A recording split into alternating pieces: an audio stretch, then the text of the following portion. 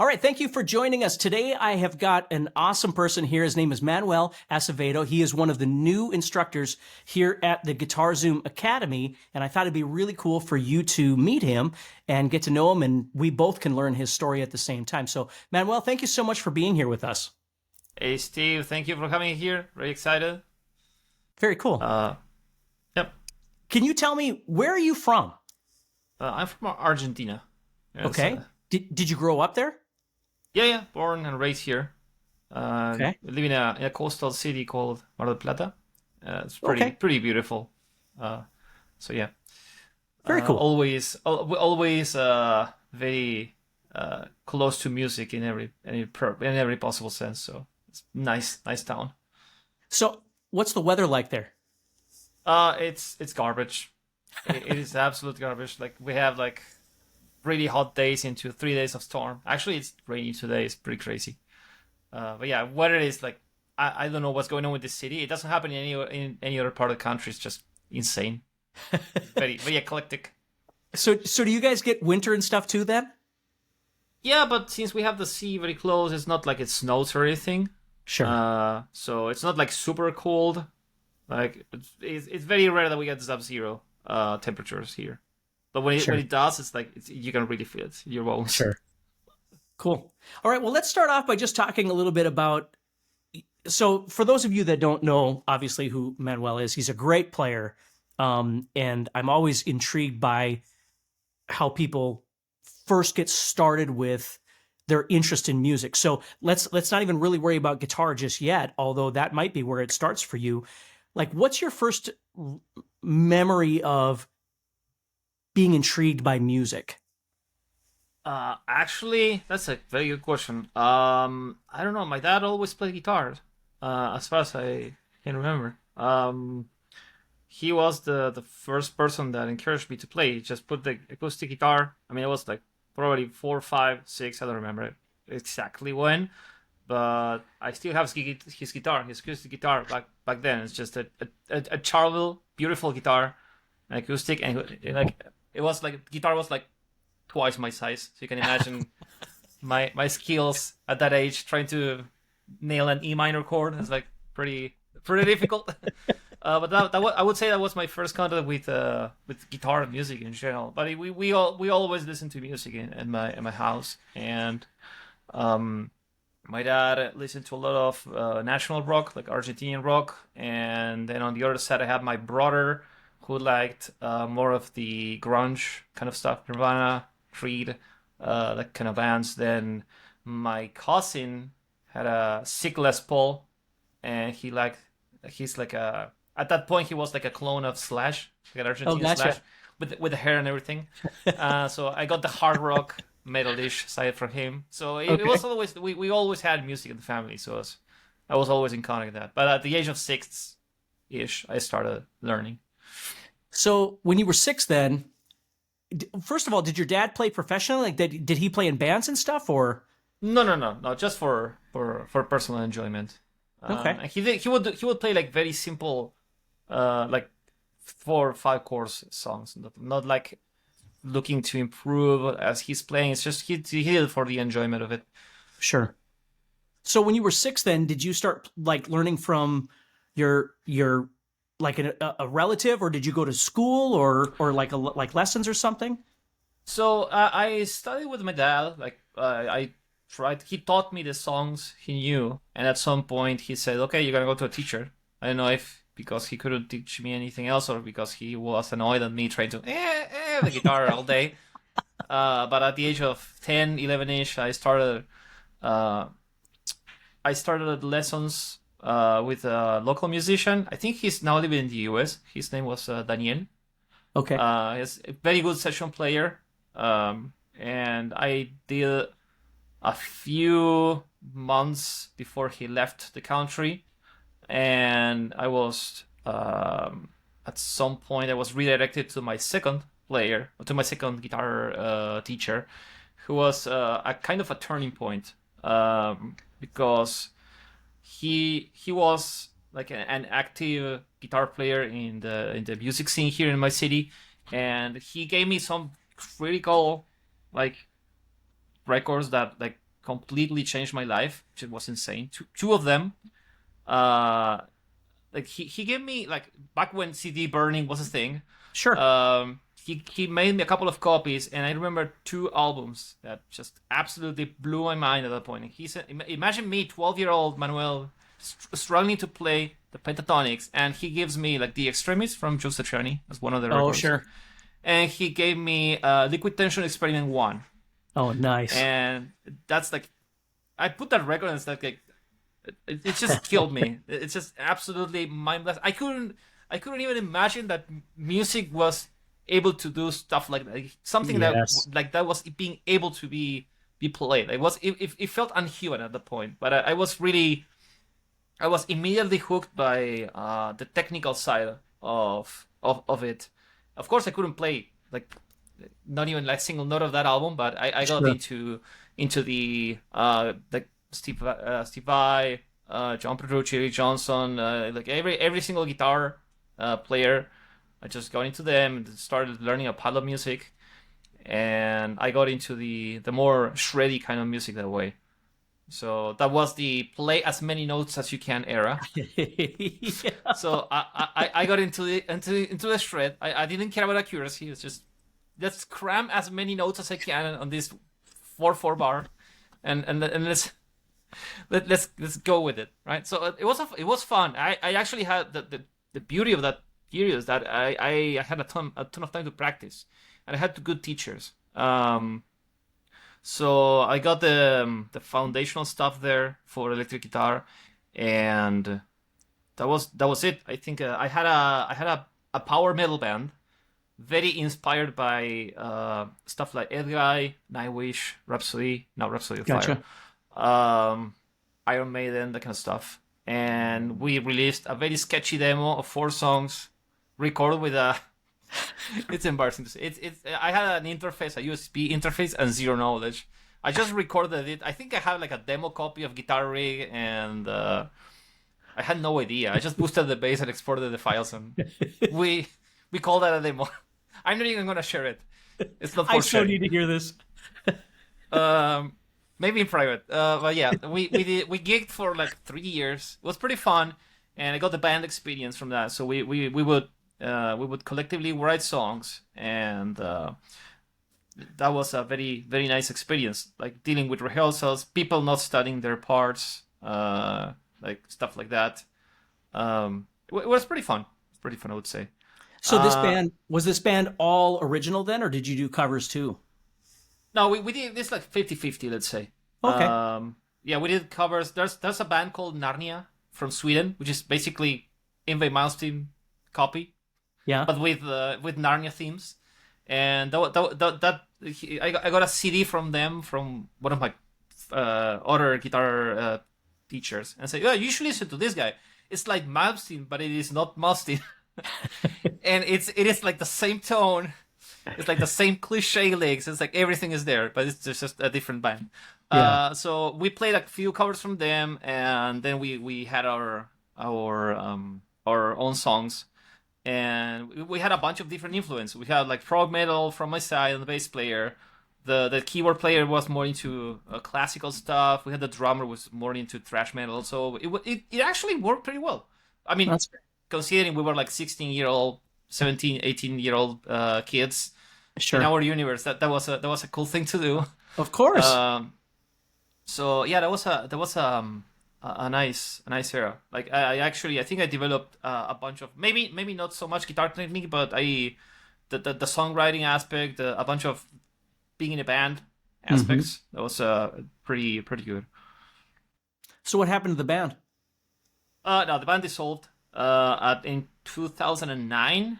So I started. The thing is, I started musical education, like formal musical education, on 2008. As soon as I finished high school, and by '09, I was kind of fed up with a few of the aspects of the band, which is like showing up to rehearsal and people not like failing to play songs that we were playing like 3 years ago. Like, Sure. no, I'm done with that. So Sure. I think it was like, let's move on, and I focus 100% on studying music. and I studied classical guitar. Like I was doing 2 careers at a time, which is pretty crazy now that I think it.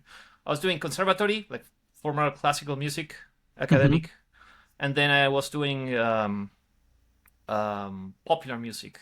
Like it was folklore, like music from a country, and then tango and jazz.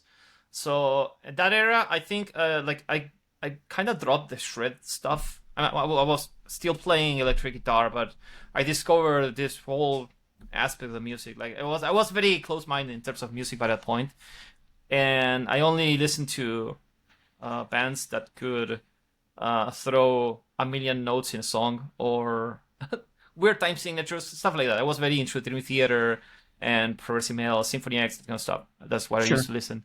And then when I got into tango and folklore, it's like, damn, this is hard to play, but in a different way. Like there is so much you can do with the guitar. Like it was Right.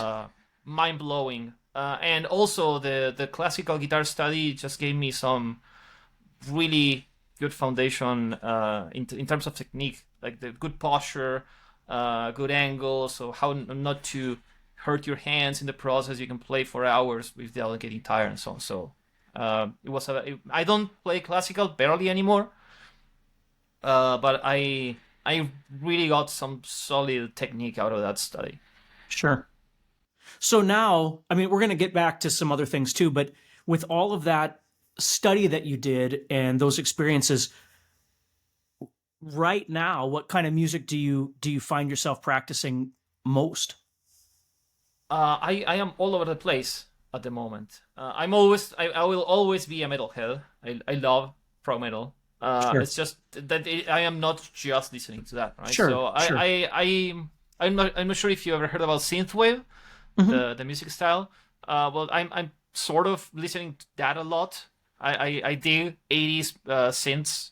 It's something about the vibes of that kind of music that it's really nice to listen to and to improvise on. It's like that they have really good music. And then a lot of yeah, a lot of new players. I'm trying to get into more fusion kind of music and just to get out of prog metal a little bit, you know. Hmm. And there's so many good players, like modern players that no one is aware of. They have Yes.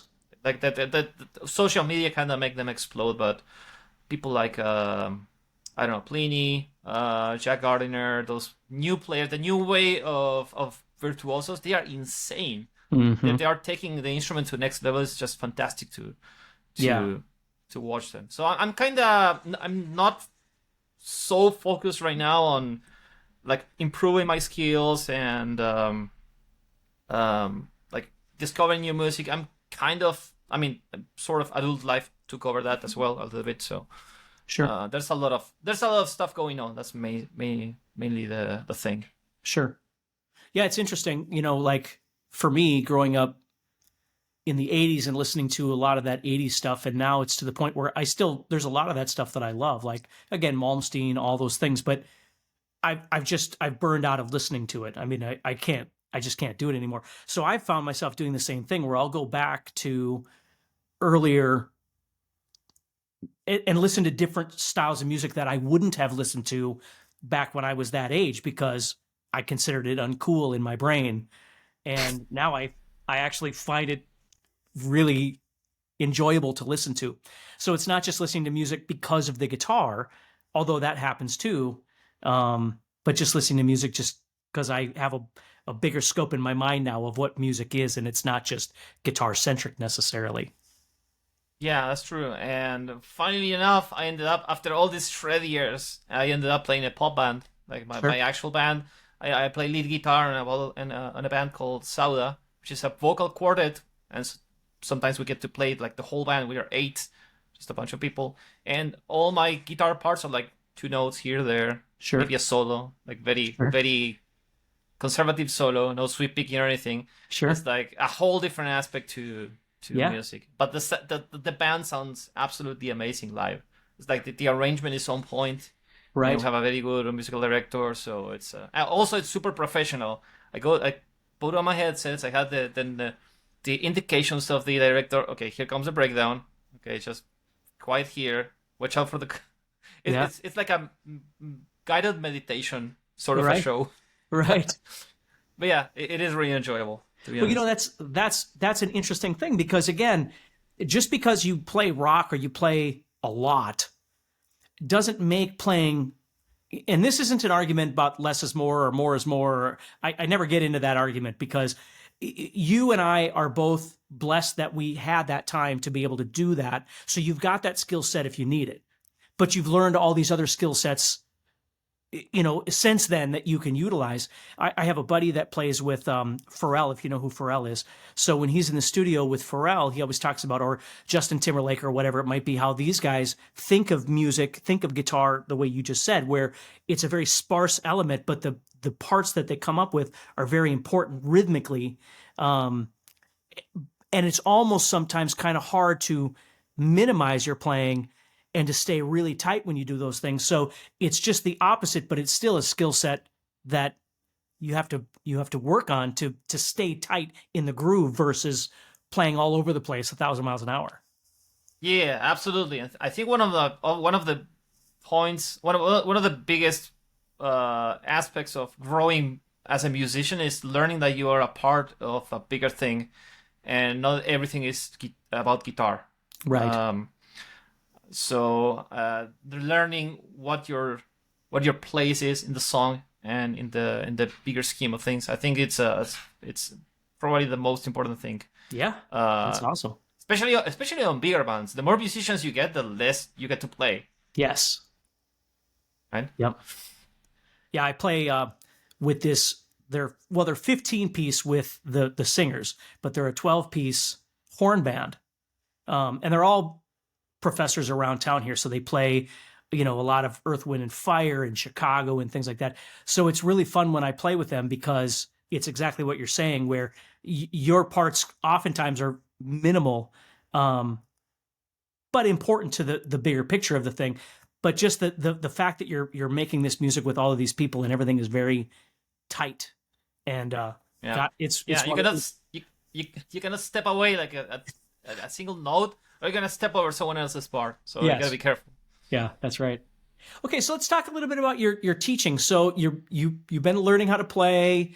You went to the conservatory. You've been learning how to play all these different styles of music. You were in that band until 2009. So what's the deal? Like, when did you decide to start teaching music, and why?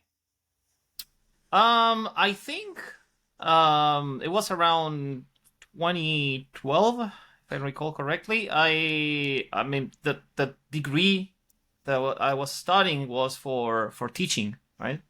It was like the specialization was folklore music, guitar, but it was a teaching degree after all. So I had a half of the classes were like psychology, like stuff like teaching resources, right? So yeah, I think it was 2012 when I got a job in my first school, and it was like another mind-blowing moment. It was a elementary school. I still work at that school, by the way.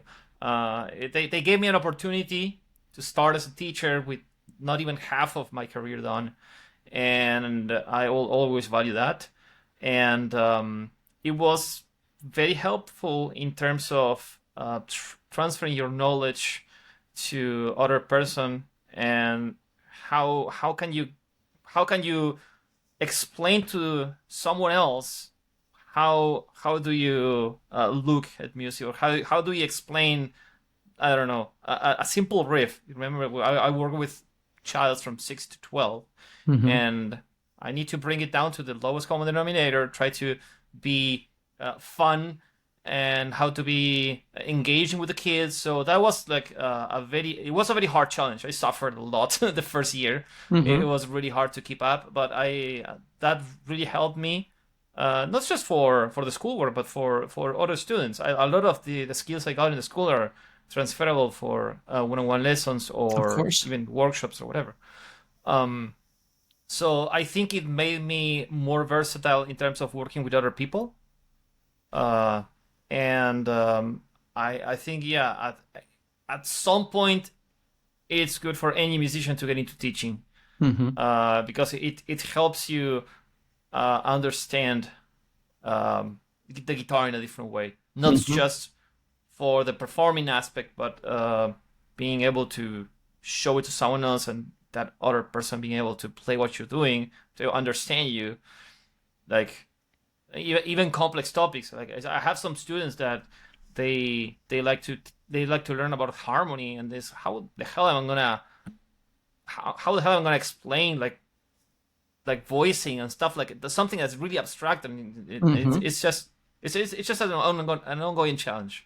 But it helped me that way, right? So I worked at I still working at a school, and by that the same period of time, I started teaching one-on-one lessons, and it was um it was kind of hard to get people to get committed with guitar. I think that was the main frustration I had with teaching at some point. And it's like I taught guitar and it says no one is taking it seriously. I don't know if it happened with you, but it's like no one sees the guitar the way I see it. How can I make that happen? Yes, So correct. so I made it I made it so that my mission would be to for people to enjoy the instrument. Hmm. So everyone has their different goals, but I always say that to my students in classes. Is I try to you need to try and enjoy the ride. That's the only Yes, way you're gonna enjoy playing the instrument. Everyone says that I want to play that. I want to learn that skill, but you need to enjoy the process because that process takes a lot of time, and until you reach the point, you cannot suffer 3 months until learning how to play an arpeggio, right? So right, you need to enjoy music. right. It's interesting. I started teaching when I was 17, so this would be 1987. And the guitar was certainly more, for the lack of a better way of saying it, more popular back then in a general sense. And then, moving into the 90s, with Nirvana and stuff, it just exploded. Like people were just learning all the time. And then once it got into the 2000s, certainly in the 2010s, which I stopped teaching privately about 10 years ago, but um, you had so many students that didn't even really listen to guitar. Like the stuff they listened to were different styles of music that may or may not have guitar. So you had to work a little harder as a teacher to find that middle ground. Like you're saying, guitar for me has always been synonymous with psychology anyway, because it's not just about teaching guitar, it's about trying to connect to that student, like you just said, on a way that motivates them and makes them want to play versus, well, my dad told me I have to take guitar lessons or piano lessons, so I chose guitar. Okay, well, what can we find? What kind of middle ground can we find that would be fun for you or motivating for you? Because if I'm just teaching you whatever and you go home and you don't do it, you're going to come back next week and we didn't get anything done. So Yeah. it, teaching can be exhausting. Like if you really care about it, teaching can be very exhausting because you're putting so much into trying to make a connection. And I think that's the way teaching should be anyway.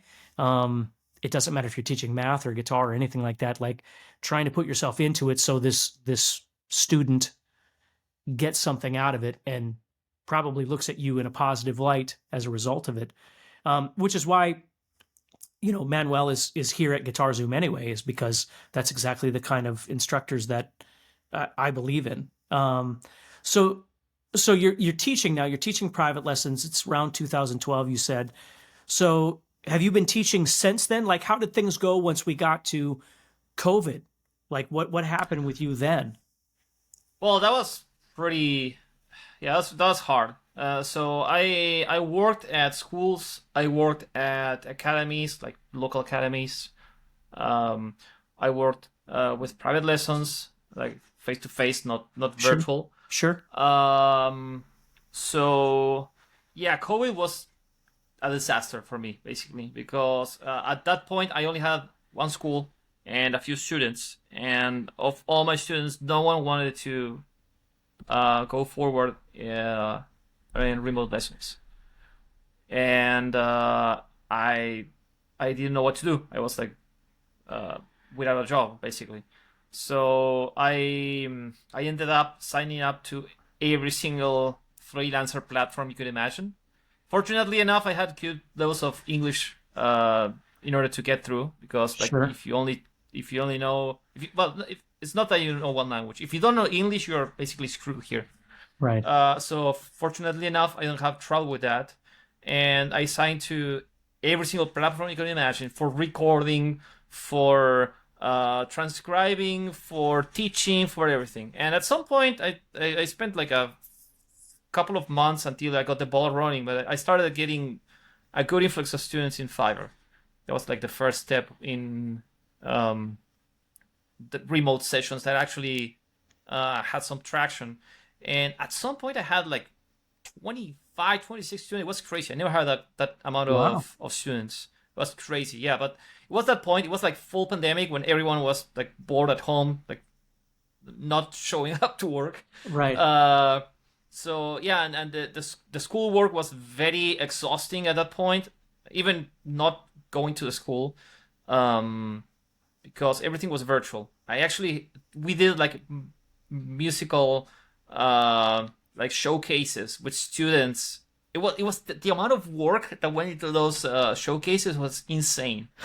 Like people from the school will drive to the students' houses. They will lend them instruments. They will wash it in alcohol. You'll get here's a guitar. You go get practice. It was insane. Like we did like it was a very big effort from both the teachers and the personnel at the school. It was Right. very very nice. And we did some good stuff, all things considered, right? Right. But yeah, to not bore you too much, yes, like it was a turning point for me. After that, I never went back to face-to-face lessons. I do everything remote now, and that's pretty much what I'm doing Sure. right now. Full on remote lessons. And it's actually been working pretty nice. Well, that's great.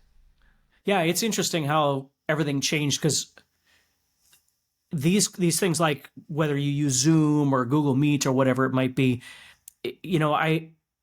I went, gosh, I don't even remember when it was, but it would have been somewhere around maybe 2010, 2012. I started exploring these online things. Before I started, this would have been right before I started even with GuitarZoom. Because I was like, man, wouldn't it be great if I could, instead of doing one-on-one lessons forever, if I could do like 50 lessons in an hour? You know what I mean? Like people all around the world could take a lesson and I could just do like 3 hours a day and then I'd be done for that day, as opposed to working 8 hours, teaching guitar lessons.